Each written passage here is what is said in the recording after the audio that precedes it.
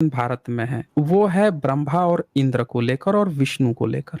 अब अगर हम देखते हैं तो ब्रह्मनिकल सिस्टम ने इतिहास कैसे, लोग आखिर कंफ्यूज क्यों हैं, जो हम शुरू में चर्चा कर रहे थे, वहां पे जो बातें छूटी थी वहां पे ये बात आती है कि भारत के लोग इतिहास को लेकर इतने कंफ्यूज क्यों हैं। इवन जो अपने को रेशनल समझता है, अपने को नास्तिक समझता है, वो भी बड़ा कंफ्यूज है।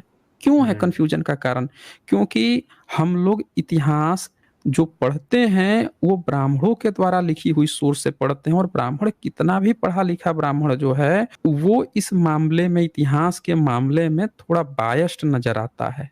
वो हमने देखा कि कहीं भी, चाहे वो लेफ्ट के ही राइटर क्यों ना हो, इतिहास के लेखक क्यों ना हो, वो भी कहीं ना कहीं कुछ पॉइंट्स को सीधे सीधे इग्नोर कर देते हैं।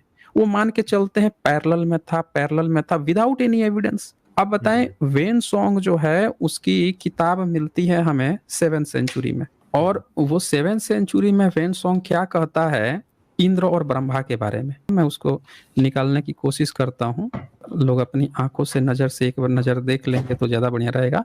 वो अपनी आंखों से स्तूप देखा था दोनों के, इंद्र के और ब्रह्मा के। अब सवाल ये है कि अगर वैदिक काल था 7वीं सदी से पहले, तो ब्रह्मा के स्तूप तो नहीं होने चाहिए थे, वहां तो या तो मंदिर होने चाहिए थे। और फिर ब्राह्मण तो क्यों कहता है कि भाई हम इंद्र और ब्रह्मा के तो हम कुछ वो बनाते नहीं। ये हमने शेयर किया है, ये वेन सॉन्ग की भारत यात्रा बुक है। इसमें क्या लिखते हैं वेन सॉन्ग, देखें। अनुवादक जो है ये भी ब्राह्मण है, ठाकुर प्रसाद शर्मा।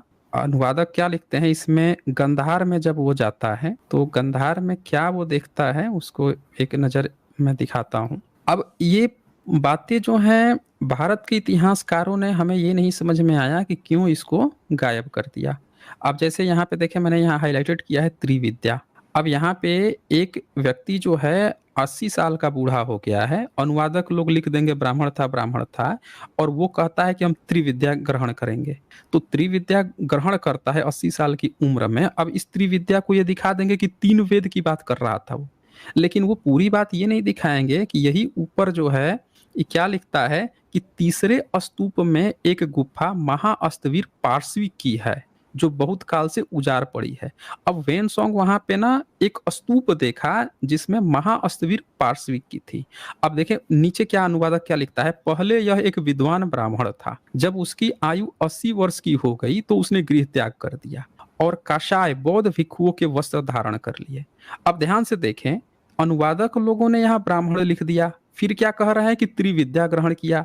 पर इन दोनों पॉइंट्स को पढ़ के किसी को भी क्या लगेगा कि ये ना ब्राह्मणों की बात चल रही है और वो ना 3 वेद पढ़ा होगा। लेकिन बात एक पॉइंट वो ध्यान नहीं देते हैं कि वो वेन सॉन्ग इसकी कहानी नरेट कर रहा है, बता रहा है। क्यों बता रहा है? क्योंकि वहां उसने एक स्तूप देखा जो उस व्यक्ति की थी, महाअस्तवीर पार्श्वी की। क्या ब्राह्मण स्तूप बनवाते थे? 7वीं 8वीं सदी में ब्राह्मण स्तूप बनाते थे मरने के बाद। ये बुद्धिज्म की बात चल रही है, और यहाँ ब्राह्मण जो अनुवाद है ये दरअसल बमन होते थे। और त्रिविद्या जो है त्रिपिटक को कहा जाता था, जिसका, हाँ, त्रिपिटक को, लेकिन इसका इन लोगों ने अनुवाद 3 वेद कर दिया है। कहेंगे कि हमारे यहाँ ना अथर्ववेद बाद में आया, तब जाके 4 वेद हुआ। तो भैया 7वीं सदी में 3 वेद थे आपके। तो अब ये क्या करते हैं, ये लोग ब्राह्मण इतिहासकार जो है इतना इग्नोर करते हैं हिस्ट्री को।